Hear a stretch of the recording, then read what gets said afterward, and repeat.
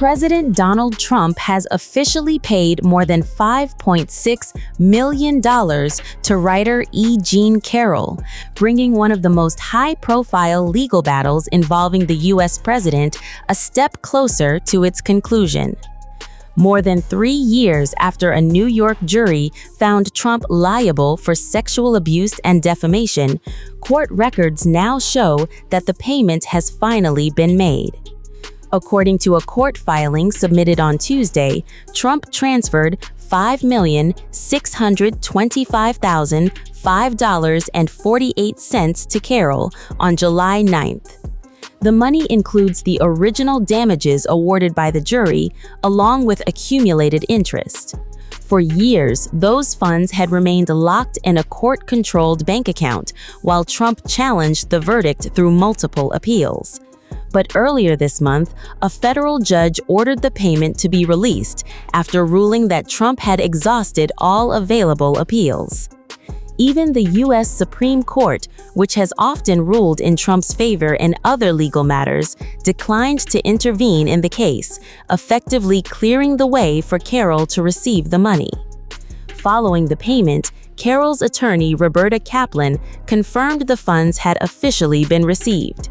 She said, quote, "3 years ago, a unanimous 9-person jury found Trump liable for sexually assaulting and defaming E. Jean Carroll. Today, we are pleased to report that she has received the damages payment the jury awarded her." The case dates back to allegations that Trump sexually assaulted Carroll inside a dressing room of a Manhattan department store during the 1990s. Carroll first made those allegations public in her 2019 memoir, before filing a civil lawsuit against Trump. In 2023, a federal jury concluded that Trump was liable for sexual abuse and defamation, and ordered him to pay approximately $5 million in damages. Throughout the case, Trump consistently denied Carroll's allegations. He repeatedly insisted he had never assaulted her, and accused Carroll of fabricating the story to promote her book. Just weeks before finally paying up, Trump lashed out on Truth Social after the U.S. Supreme Court refused to hear what would become his final appeal in the E. Jean Carroll case, leaving intact the jury's finding that held him liable for sexual abuse and ordered him to pay millions in damages. The president reacted furiously on Truth Social on June 29th, calling the entire case fake and insisting the Supreme Court's decision was, quote, "an injustice that cannot be allowed to stand." Trump claimed he had never met Carroll, arguing that a decades-old celebrity photograph of the two standing in a public receiving line alongside Carroll's husband did not prove they knew each other.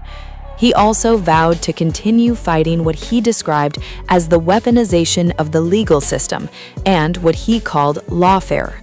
Trump went even further, claiming the case was really against the United States of America and everything it stands for. He also argued that New York lawmakers temporarily changed state law specifically to target him. That was a reference to New York's Adult Survivors Act. The law created a 1-year window allowing adults to file civil lawsuits over alleged sexual offenses, even if the normal statute of limitations had already expired. According to Trump, quote, "it was tailor-made to wrongfully nab him." The legal battle dates back to allegations made by writer E. Jean Carroll. Carroll claimed Trump sexually assaulted her inside a New York department store dressing room during the mid-1990s. Trump has repeatedly denied those allegations. After Carroll described the alleged assault in her memoir, Trump publicly accused her of lying to sell books and gain publicity. He also claimed she was not his type. Those comments led Carroll to sue him for defamation. Later, under New York's Adult Survivors Act, Carroll filed a second lawsuit, accusing Trump of battery and defamation. In 2023, a jury found Trump liable for sexual abuse and awarded Carroll $5 million in damages. A separate jury later ordered Trump to pay an additional $83.3 million in damages for defamation after concluding he continued attacking Carroll publicly. The Supreme Court's decision last month came just as another woman came forward with disturbing details about her previous allegations against Trump. Former beauty queen Beatrice Kuehl detailed what she claims happened inside a New York hotel room during an alleged encounter with the future president, including what she described as a chilling warning she says came afterward. According to an exclusive interview with Punch-Up, former Miss Switzerland contestant Beatrice Kuehl says Trump warned her that, quote, "bad things can happen if you speak out." Now 55 years old, Kuehl says she's received repeated threats ever since publicly accusing the president. But despite that, she insists she refuses to back down. According to Kuehl, she stood up to the American president to save lives, and she says this is her truth and she will not be silenced. Kuehl first went public in October 2024. She alleged that back in 1993, when she was just 23 years old working as a banking executive and part-time model, Trump, then 47, invited her to his Donald J. Trump American Dream pageant in New York. She claims one of Trump's aides later approached her and asked if she would join him for what was described as a private meeting. Instead, she says, she was taken to a suite at New York's Plaza Hotel. According to Kuehl, that's where everything changed. She alleges Trump suddenly jumped on her, kissed her, and tried to pull up her dress. She says he grabbed and touched her body wherever he could.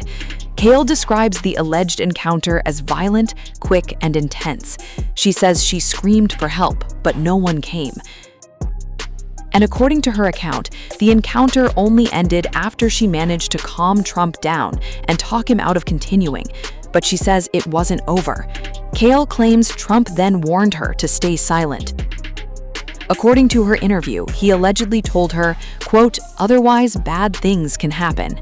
She says she interpreted those words as a direct threat.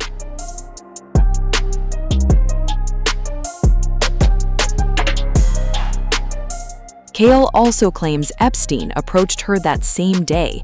According to her account, Epstein introduced himself as Dawn's best friend before allegedly telling her she was supposed to be his prey. Speaking previously to Swiss outlet NZZ, Kuehl described the experience as, quote, "a horror show." Her allegations later prompted author Michael Wolff to release portions of roughly 100 hours of interviews he conducted with Epstein. Those recordings included Epstein describing himself as Trump's closest friend. Last December, Kuehl was also among several women whose allegations appeared in a New York Times investigation. She is now one of at least 28 women who have accused Trump of sexual misconduct.